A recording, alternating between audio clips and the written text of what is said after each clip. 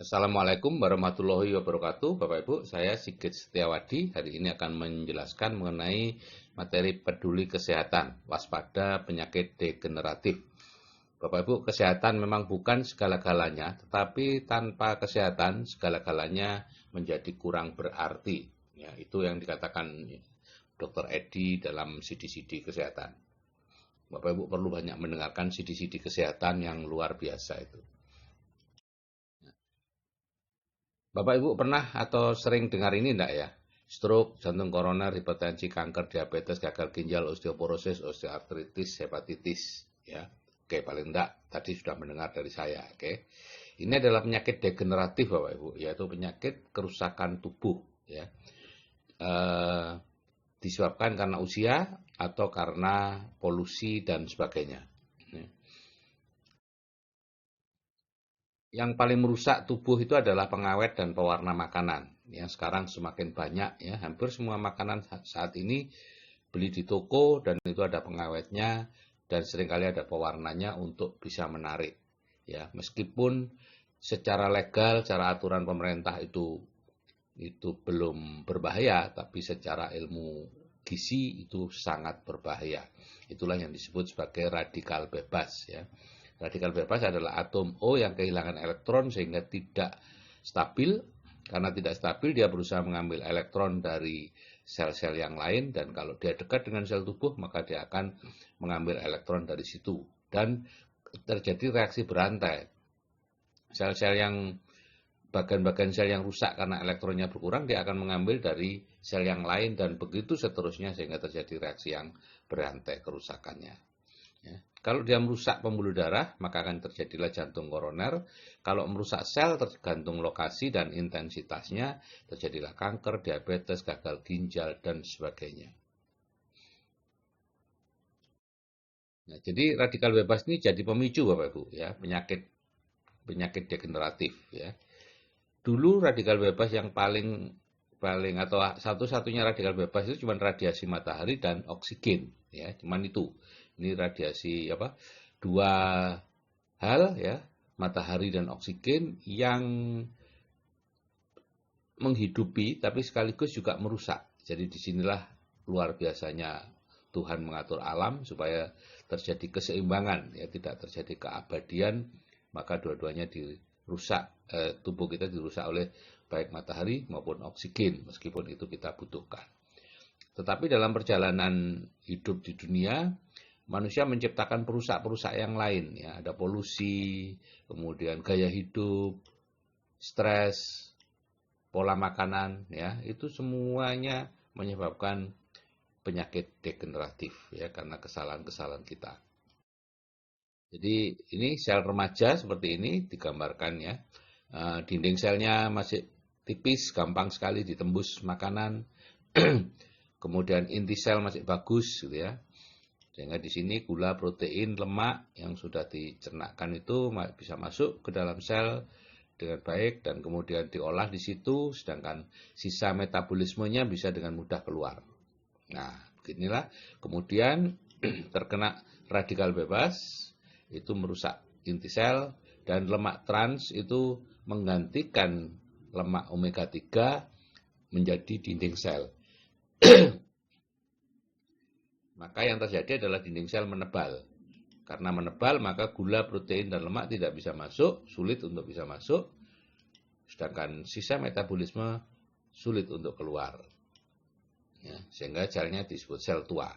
Dan karena gula, protein, lemak tidak bisa masuk menjadi sel lemak, maka terjadilah diabetes tipe 2 ya, diabetes yang kalau dari ilmu kedokteran itu reseptornya insulin itu kurang bagus dan lain-lain ya, tapi sebetulnya itu cuma karena terselubungi lemak trans saja sehingga tidak bisa masuk ya, obesitas, kanker dan sebagainya.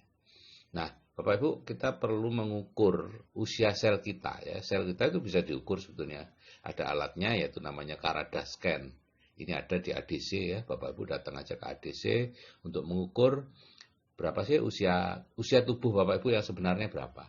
Sekarang mungkin usia penanggalan atau usia kalendernya 30, tapi bisa saja usia tubuhnya 45 ya. Maka Bapak Ibu akan bereaksi seperti pada orang-orang usia 45. terhadap penyakit jantung, terhadap diabetes, dan sebagainya. Jadi diukur saja Bapak Ibu usia tubuhnya. Nah, jadi penyakit degeneratif itu sudah masuk kalangan generasi muda, bahkan semakin meningkat. Ini statistik secara faktual ya, 1 dari 2 kematian adalah karena penyakit jantung koroner atau stroke. 1 dari 3 kematian karena kanker. 1 dari 3 orang menderita osteoporosis dan osteoartritis. 1 dari 5 orang kelebihan berat badan. 1 dari 10 orang mengidap diabetes. Jadi ini adalah yang ada sekarang di sekitar kita. Jadi mari kita tingkatkan kualitas kesehatan keluarga kita dengan sehat optimal. Apa itu sehat optimal? Sehat optimal tidak hanya menyangkut satu faktor, tapi menyangkut berbagai macam faktor, yaitu punya kelola pikiran positif, punya istirahat yang cukup, ya, olahraga yang rutin, dan nutrisi yang seimbang. Tapi hari ini saya akan bicara tentang nutrisi. Seperti diketahui, setiap hari kita kena gempuran radikal bebas. Diinginkan atau tidak diinginkan, bagaimanapun juga Bapak Ibu akan terkena ini. Karena polusi di sekitar Bapak Ibu sudah meningkat. Karena itu kita perlu punya tamengnya atau ya tameng ya, atau perisainya, yaitu yang disebut antioksidan. Apa itu antioksidan? Ya, zat yang memiliki banyak elektron, yang bisa menyuplai elektron untuk radikal bebas. Sehingga kalau dia berdekatan dengan radikal bebasnya tidak menyerang sel, tapi menyerang antioksidan tadi dan menjadi netral. Antioksidan itu sebenarnya ada vitamin, Bapak Ibu ya. Vitamin A, vitamin E, vitamin C, vitamin D itu semua antioksidan. Dan mereka punya lokasi kerja yang berbeda-beda ya. Vitamin E misalnya itu daerah kulit, di daerah organ genital ya. Kemudian vitamin C itu di paru-paru, di mana lagi mata juga, di vitamin A itu di mata juga, dan sebagainya ya. Setiap vitamin punya tempat dinas masing-masing gitu ya. Nah, sekarang nutrisi yang seimbang itu seperti apa sih? Kalau saya dulu berpendapat Bapak Ibu, bahwa kita itu cukuplah 4 sehat 5 sempurna gitu. Itu pendapat saya dulu ya, sehingga saya paling anti dengan suplementasi dan lain-lain. Dan masih banyak teman-teman saya yang punya pendapat seperti itu ya. Karena yang kita baca adalah buku-buku 20, 30, 40 tahun yang lalu tentang gizi ya. Di mana dijelaskan bahwa 4 sehat itu nasi, kentang, ketela sumber karbohidrat, daging, ikan, telur sumber protein, buah sebagai sumber vitamin, sayur sebagai sumber vitamin, susu untuk melengkapi. Yang tidak pernah dijelaskan di situ adalah jumlahnya gitu ya. Jumlah yang harus dimakan itu berapa. Nah, WHO mengatakan 5 porsi buah dan sayur setiap hari. 1 porsinya adalah 1 gelas aqua tanpa air. Ya. Bapak Ibu bisa tidak memenuhi syarat 5 porsi buah dan sayur 5 warna? Itu yang tidak pernah dicantumkan di dalam buku-buku yang lama. Gitu ya. Jadi kalau sekarang bagaimana? Apakah memang nutrisi kita seimbang? Bahkan Bapak Ibu, kalau kita cukup makan 5 porsi buah dan sayur, tapi kalau itu bukan buah dan sayur yang organik, ya tidak ada gunanya, tidak banyak bermanfaat. Kenapa? Karena ini Bapak Ibu. Ya. Jadi polusi pupuk kimia, pestisida, pemulihan tanaman sekarang ini luar biasa. Sehingga vitamin yang ada di dalam buah-buahan dan sayur-sayuran itu sebenarnya antioksidannya sudah menurun ya, karena digunakan untuk bertahan hidup sendiri oleh mereka ya. Kalau diukur mungkin vitaminnya masih banyak, tapi antioksidan di dalam vitamin itu, elektron-elektronnya dalam vitamin itu sudah sangat menurun karena digunakan untuk menangkal polusi, pupuk kimia, pestisida dan sebagainya. Bapak Ibu perlu tahu, buah apel ya, saya orang Batu ya dulu, pernah lama di Batu. Jadi tahu apel itu mulai dari dia dipotongin daunnya, dirempes sampai panen.